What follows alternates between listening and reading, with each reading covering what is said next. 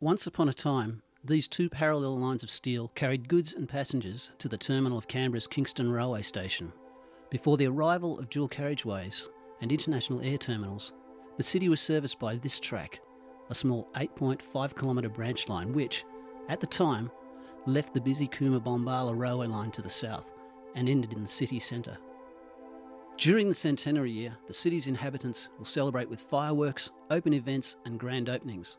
But what may be forgotten is that this link to the past, this one-time busy transport hub, helped build a nation's capital. This is All Stops to Canberra. 2013. Today the line ends in a suburb that is fast becoming the capital's most expensive and exclusive waterfront property, and is quiet apart from the daily fast train to Sydney. But hidden away at the back of the rail yard, behind high fences and lines of vintage timber carriages, rests a part of the capital's forgotten history and a dedicated team of not-for-profit volunteers, the Canberra Railway Museum. Well, the history of the Canberra Railway Museum goes back to the mid-80s, when we established here on an old rubbish tip that from the industrial times when Canberra was being built. Yeah, the Canberra Railway line came into Canberra from Queanbeyan in 1914, which was used in the early days purely as a construction railway and to bring coal into the powerhouse, which still exists today.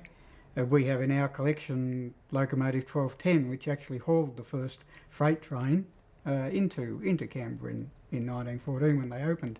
The line was subsequently extended up into Civic, past the St John's Church area there, and that lasted for a few years before the bridge over the river got washed away, and it was never rebuilt after that. Always finished at Kingston where it finishes today. It was the end of an era. Many branch lines, once the pride and central transport route to regional centres, were closed in 1989 as part of a national restructure of the New South Wales railway system. With the Cooma-Bombala line closed as far as Michelego, it was recommended that even the nation's capital be removed from a connection to the greater network. Thankfully, higher powers had their way and determined that Canberra, as seat of Parliament, retain a railway for all services to be enjoyed by its population. In modern times, the railway line into Canberra has seen a revival of steam, thanks to an unseen number of locals whose passion and dedication keep history alive for future generations. Well, the ARHS is a volunteer organisation. Although we operate real trains and operate on the rail network, we are all volunteers. So we come from all walks of life, but we're all joined together by a common love of railways. Well, the Society owns 6 steam locomotives.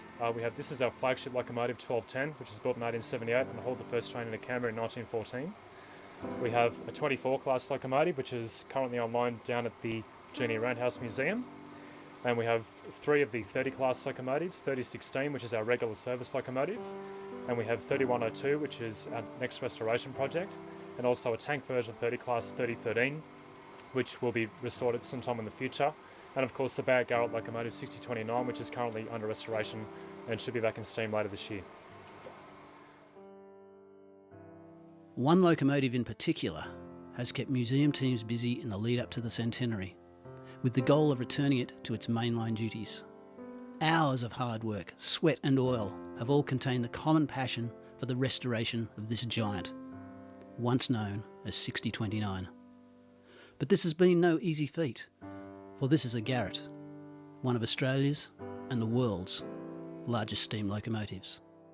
Yeah, this started in September 2007 as an initiative by the Australian Railway Historical Society to get this locomotive going from scratch.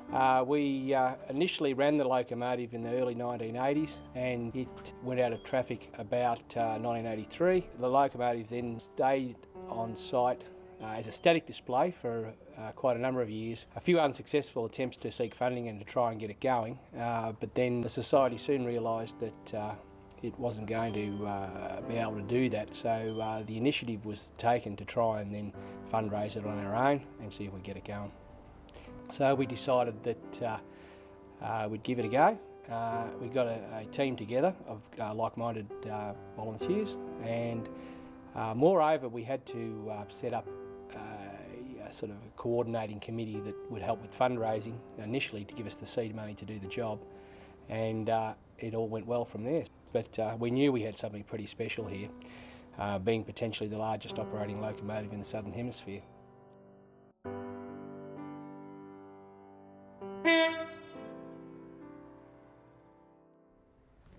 This part of Canberra's history needs to be restored. It's very important for the current children particularly, and the current generations to understand that Canberra did have a railway, and trains did have a part to play, particularly in the early development of Canberra. This was before the motor car is what the motor car is today. And one of the things we do here a lot at the museum is have school groups come through, because most school children in Canberra have never seen a train, never less a steam train. And so it's very important that we keep this aspect of Canberra's history alive. The Canberra Railway Museum and its rail line need your help to keep the dream alive and history steaming into new generations. So why not come down to the museum or hop on a train to give the dedicated volunteers some appreciation of their efforts? It will mean a centenary's worth of work.